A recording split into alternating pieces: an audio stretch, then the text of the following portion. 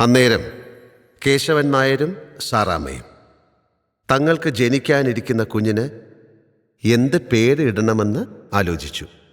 അവർ ചെറിയ കടലാസ് തുണ്ടുകളിൽ പേരുകൾ എഴുതി ഒന്ന് സാറാമ്മയും വേറൊന്ന് കേശവൻ നായരും എടുത്തു. കേശവൻ നായർ കടലാസ് കഷ്ണം വിതർത്ത് നോക്കി. പ്രഖ്യാപനം ചെയ്തു, മിഠായി. സാറാമ്മയും വിതർത്ത് നോക്കി. പതിയെ പറഞ്ഞു, ആകാശം.